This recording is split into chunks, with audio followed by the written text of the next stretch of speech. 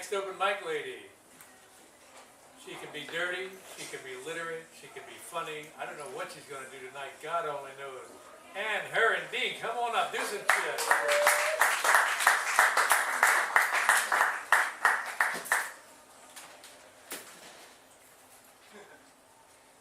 Every Sunday when I was a kid, my dad got up early, showered, put on a good suit, and served as an usher at Grace Episcopal Church on the corner of our dead-end street in Brooklyn Heights.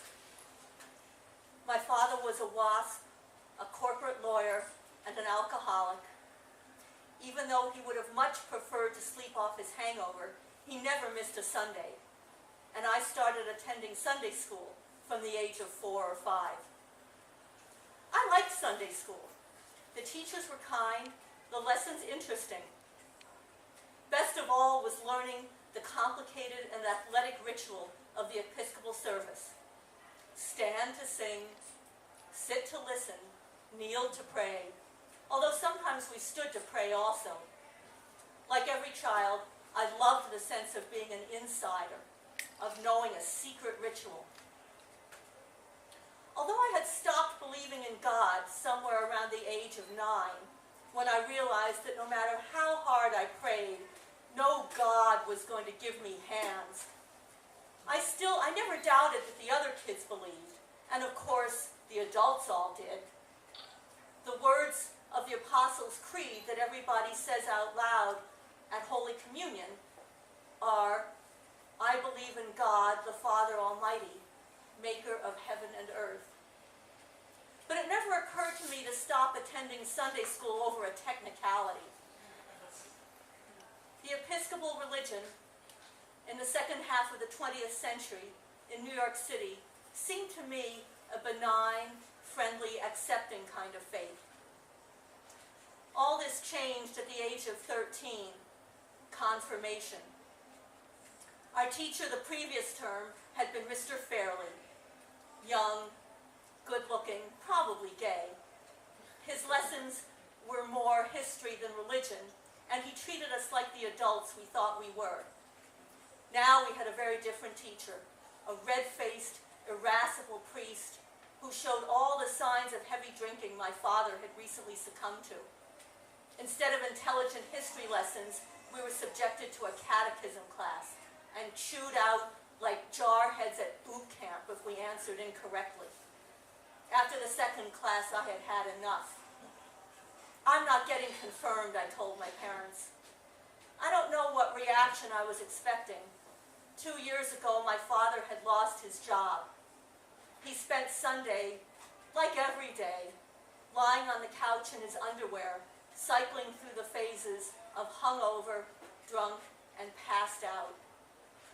When the occasional Jehovah's Witness rang the doorbell early on Sunday mornings, my father's response, irate, profane, was nothing like a Sunday school lesson.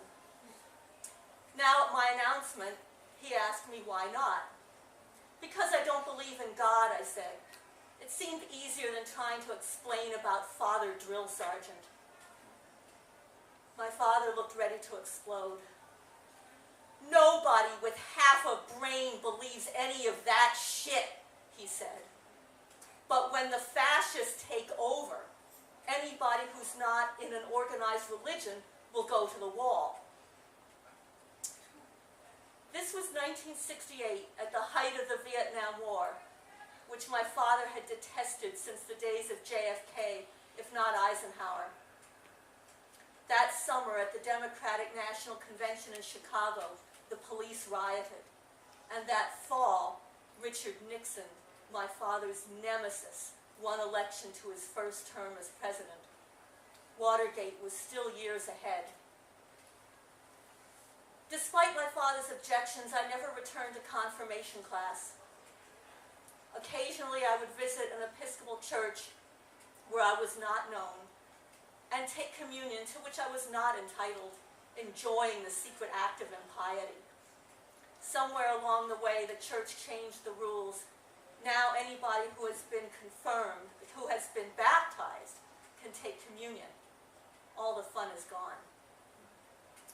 My father died in 1977, only a few years after finally becoming sober. He had struggled through AA twice, that thing about belief in a higher power, but he had done it, and this was his reward.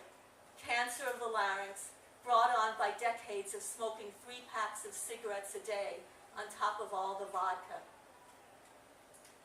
He never lived to see Ronald Reagan's presidency, the regimes of Bush Sr. and Jr., the election determined by Supreme Court fiat, the rise of the evangelical religious right. I think sometimes if he had lived, he wouldn't have taken pleasure in having been right all along. I think it would have killed him. Thank you, Adam. And Herendeen.